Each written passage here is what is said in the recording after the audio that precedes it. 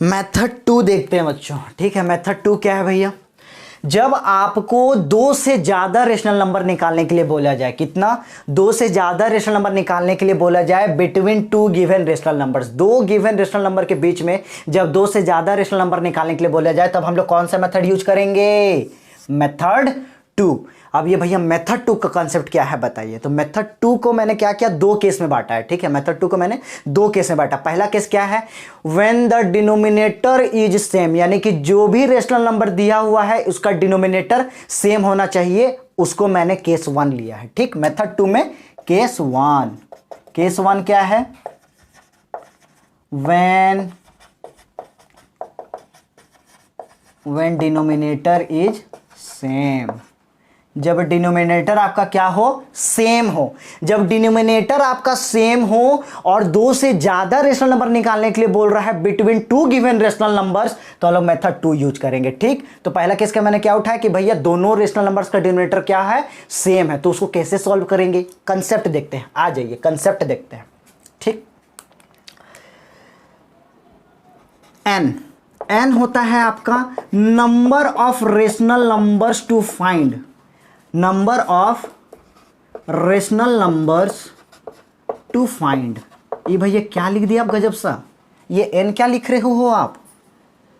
बता रहा हूं बच्चों, number of rational numbers to find. जब हम लोग क्वेश्चन पढ़ते तो वहां लिखा हो रहता है ना, find 2 rational numbers, find 3 rational numbers, find 4 rational number, 5 rational, find 10 rational numbers between two given rational numbers. जो आपको फाइंड करने के लिए बोल रहा है ना, 2 rational number, 3 rational number, 4 rational number, मैंने उसी को एन मान लिया। ठीक, कि number of rational numbers to find, कैट हो या कितना आपको रेशनल नंबर निकालने बोला है, कितना रेशनल नंबर आपको निकालने के लिए बोला है, उसको मैंने एन ले लिया। ठीक, कितना रेशनल नंबर निकाल, अगर 3 बोला तो एन का वैल्यू क्या हो जाएगा? 3। अगर बोलेगा find 3 rational numbers between two given rational number, तो एन का वैल्यू कितना दे दिया आपको? 3 दे दिया। अगर बोलेगा find 10 rational numbers between two given rational numbers, तो एन का वैल्यू आपको कितना दे दिया? 10 दे दिया। अगर बोलता है find 7 rational numbers between two given rational numbers, तो एन का वैल्यू कितना दे दिया? 7 दे दिया। समझ में आ गया एन क्या है? चलो बेहतर। एन जब हम लोग को क्वेश्चन से पता चल जाएगा तो क्या करेंगे?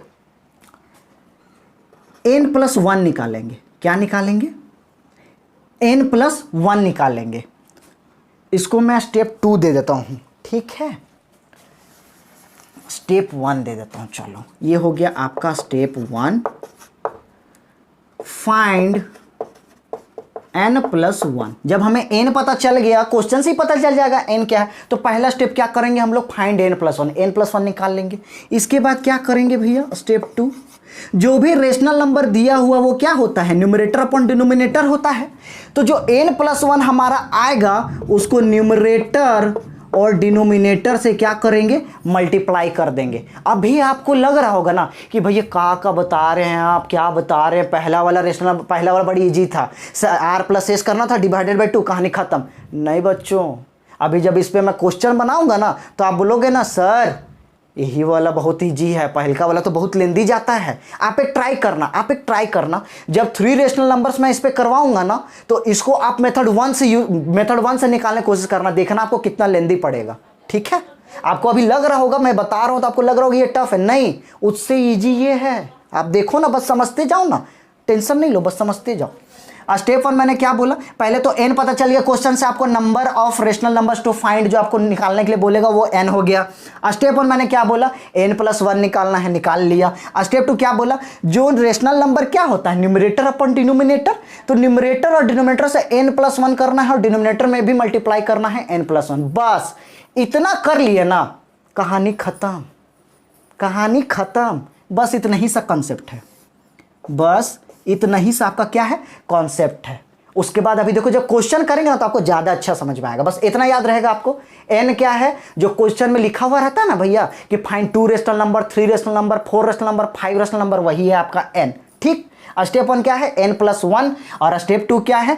स्टेप 2 में क्या करेंगे? न्यूमरेटर और डिनोमिनेटर में जो n+1 निकाले ना उससे मल्टीप्लाई कर देंगे। ठीक, इतना बात समझ में आ गया ना आपको? क्वेश्चन करते आपको बेहतरीन तरीके से समझ में आएगा। ठीक है, तो please pause the video and note it down. इस पर क्वेश्चन करते हैं। चलो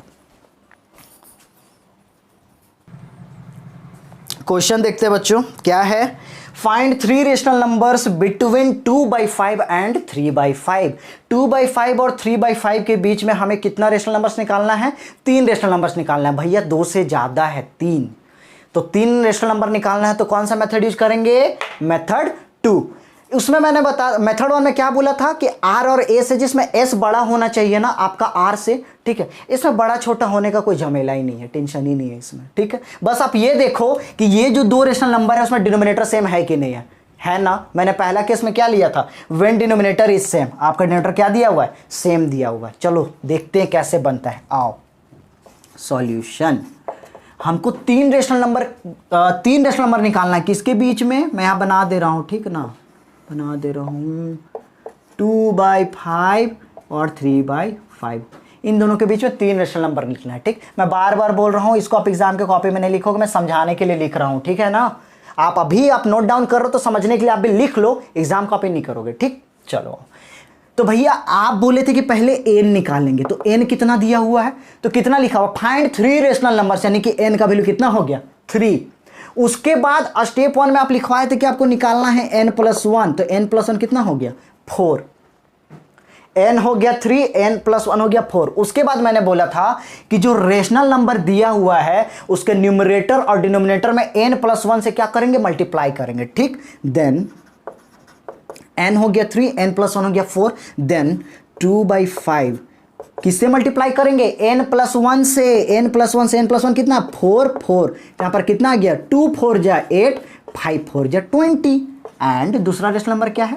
3/5 मल्टीप्लाइड, इसको भी n+1 से करेंगे तो n+1 कितना है? 4 यानी कि 3 4 जा 12, 5 4 जा 20 हो गया। अब रेशनल नंबर हमारा क्या हो गया? 8/20 और 12/20। ध्यान से देखो, रेशनल नंबर क्या हो गया? 8/20, 12/20। और हमें कितना रेशनल नंबर निकालना था? 3। तो 8/20 और 12/20 में हम लोग नहीं बता देंगे। 8 के बाद क्या आता है? 9/20, 10/20, 11/20। खत्म।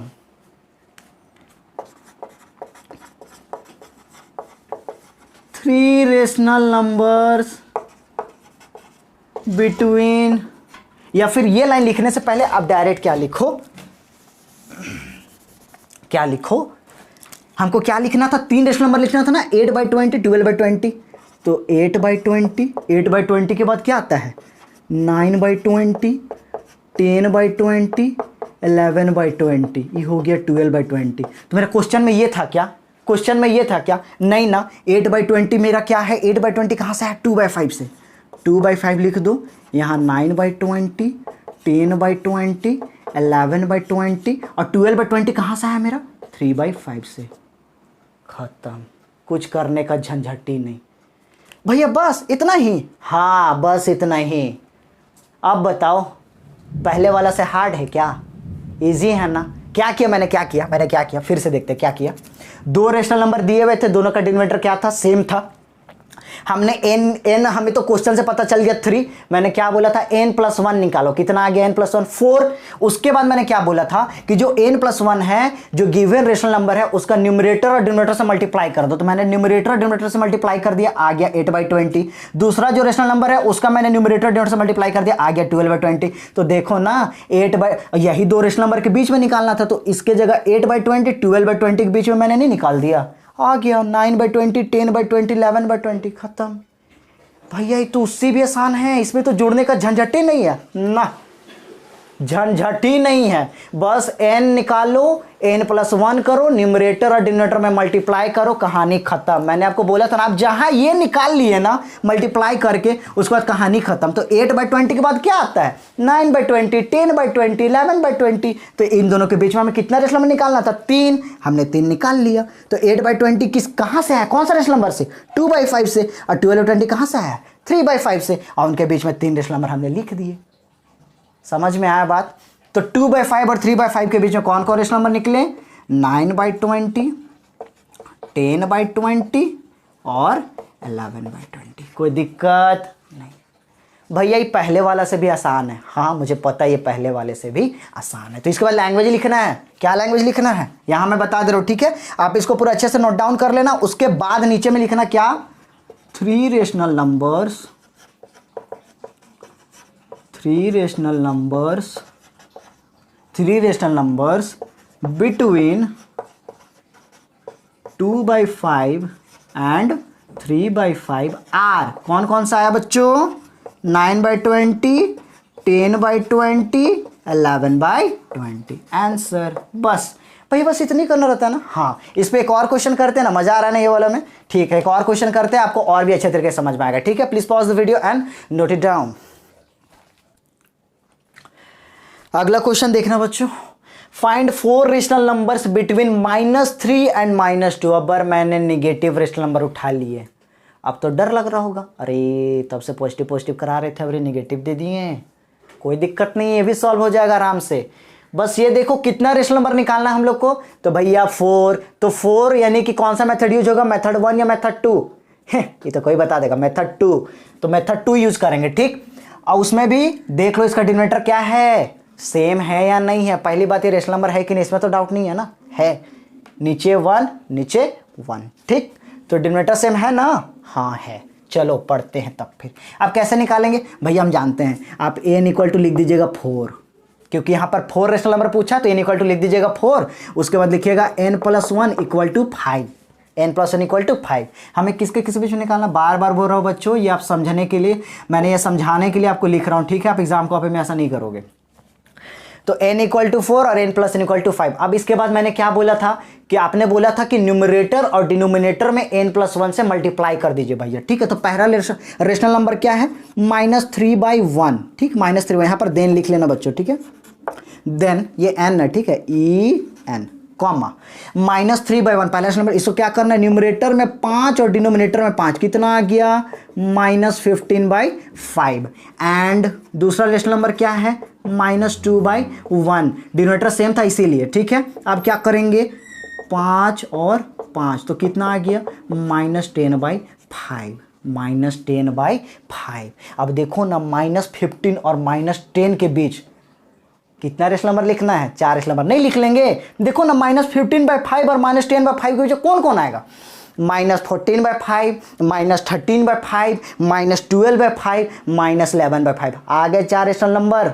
कोई दिक्कत नहीं भैया, कोई दिक्कत नहीं। तो पहला वाला सॉरी जी है भैया, -15/5, -14/5, -13/5, -12/5, -11/5 और -10/5। यही दोनों के बीच में 4 निकालना था, निकाल दिया मैंने। तो भैया ये तो क्वेश्चन में नहीं था। अरे बुड़बक, तो -15/5 कहाँ से आया है, -3/1 से। और -10/5 कहाँ से आया है, -2/1 से। तब ये दो हो गए रेशनल नंबर, इसके बीच 4 निकालना था, हमने लिख दिया। -14/5, -13/5, -12/5, -11/5। समझ में आया कि नहीं? आसान है ना पहले वाले से। अब क्या करना बच्चों, आप जो बोल रहे हो ना कि भैया मेथड 1 ज़्यादा इजी है इससे, तो काम करना, ये क्वेश्चन को ना आप मेथड 1 से बनाना। ठीक है, तब आपको पता चल जाएगा मेथड 1 इजी है या मेथड 2 इजी है। आप जोड़ते जोड़ते परेशान हो जाओगे बच्चों, उसमें गलती होने का चांस ज़्यादा है। ठीक है ना, तो आप लोग मेथड 2 को फॉलो करना। कब, अगर 1 या 2 पूछा है ना तो मेथड 1 यूज कर लो, कोई दिक्कत नहीं है। लेकिन 2 से जब ज़्यादा पूछ रहा है तो मेथड 2 यूज करना। ठीक, 2 ही केस तो बता रहा हूँ। पहला केस में काम कर रहे क्या, डिनोमिनेटर सेम होना चाहिए। ठीक, डिनोमिनेटर सेम है ना, बस क्या करना है, n निकालना है, n+1 निकालना है। फिर जो रेशनल नंबर दिया हुआ उसका न्यूमरेटर और डिनोमिनेटर को n+1 से मल्टीप्लाई कर देना, बस। फिर इन दोनों के बीच में लिख दो, हो गया। इसके बाद लैंग्वेज लिखना नहीं भूलना। ठीक है, हाँ चलो यहाँ मैं लिख दे रहा हूँ, -14/5, -13/5, -12/5, -11/5। हाँ, तो इस बार लैंग्वेज क्या लिखेंगे भैया, हमको पता आप क्या लीजिएगा, हमको पता आप ये लिखिएगा, 4 rational numbers between -3 and -2 are. क्या क्या है, बच्चों ये सब लिख लोगे, उसके बाद ये लास्ट में लिखोगे। ठीक है, हाँ, -14/5, -13/5, -12/5, -11/5। 4 निकालने बोले थे हमने, 4 निकाल दिए ना। समझ में आ गया? तो पहला केस समझ में आ गया आपको अच्छा से। ये हम लोग कब करेंगे, जब आपका डिनोमिनेटर क्या है, सेम है। ठीक। अब दूसरा केस में जाते हैं जिसमें मैं लूंगा when denominator is not same. So please pause the video and note it down. Case 2 देखते हैं बच्चों। केस 2 क्या है हमारा? When denominator is not same. अच्छा, पहला केस में क्या था? डिनोमिनेटर सेम था और इसमें डिनोमिनेटर सेम नहीं है। अब कोई बच्चा बुद्धि लगाएगा, अच्छा भैया कि अगर किसी तरह इसमें डिनोमिनेटर सेम नहीं ना है आपका, अगर किसी तरह इसमें अगर हम डिनोमिनेटर सेम कर दिए तो जो पहला केस था वैसे ही बनाएंगे। हाँ, बस इसमें हमको काम क्या करना है? डिनोमिनेटर को किसी तरह सेम कर देना है। अगर किसी तरह डिनोमिनेटर को हमने सेम कर दिया तो जो पहला केस में किया था ना, जब डिनोमिनेटर सेम था क्या करते थे? n इक्वल टू n, तो आपको क्वेश्चन से ही मिल जाता था। n+1 निकालते थे, न्यूमरेटर और डिनोमिनेटर में क्या मल्टीप्लाई कर देते थे? n+1। बस, हाँ बस इसमें क्या करना है? इसमें हमें डिनोमिनेटर को सबसे पहले सेम करना। अगर डिनोमिनेटर सेम कर लिए कहानी खत्म, बाकी तुम लोग जानते ही हैं। चलो आप when denominator is not same तो क्या करेंगे? स्टेप 1,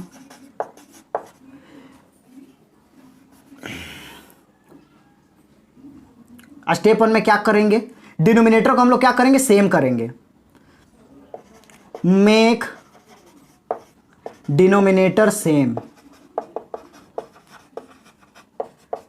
डिनोमिनेटर को हम लोग क्या करेंगे?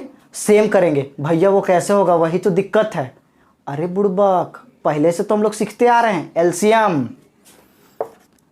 Take LCM. एलसीएम लेके डिनोमिनेटर सेम होता है कि नहीं होता है? होता है। डिनोमिनेटर सेम नहीं है तो क्या करना है हम लोग को? उसको सेम करना है। कैसे? एलसीएम लेके, टेक एलसीएम। अब जब एलसीएम ले लेंगे उसके बाद डिनोमिनेटर क्या हो जाएगा? सेम हो जाएगा। एलसीएम ले लेंगे तो क्या हो जाएगा? डिनोमिनेटर सेम हो जाएगा। उसके बाद क्या करेंगे भैया? ये स्टेप 2 था आपका, ठीक है ना। उसके बाद क्या करेंगे? उसके बाद क्या करेंगे? स्टेप 3 में हम लोग जानते हैं जब एलसीएम सेम हो गया तो क्या करेंगे? n लेंगे। स्टेप 4 क्या हो जाएगा? n+1 लेंगे। फिर स्टेप 5 क्या करेंगे भैया? वो सब तुम जानते हैं भैया, न्यूमरेटर डिनोमिनेटर में ना n+1 और डिनोमिनेटर में भी n+1 से मल्टीप्लाई कर देंगे। कहानी खत्म, बस। तो भैया यानी कि दोनों का डिफरेंस ये है कि अगर डिनोमिनेटर सेम रहेगा तो n+1 और रेशनल नंबर के न्यूमरेटर और डिनोमिनेटर में n+1 से मल्टीप्लाई कर देंगे। कहानी खत्म। जब डिनोमिनेटर सेम नहीं दे रहेगा तो बस एक काम आपका क्या बढ़ जाएगा? डिनोमिनेटर को सेम करना है। कैसे? एलसीएम लेके डिनोमिनेटर को हम लोग कर देंगे सेम, बाकी सेम करेंगे, ठीक। बाकी सेम जो पहला केस में किया ना वही करेंगे, ठीक। तो आप इसको please pause the video and note it down, फिर इस पे क्वेश्चन करेंगे तो ज्यादा अच्छा तरीके से समझ में आएगा, ठीक। चलो।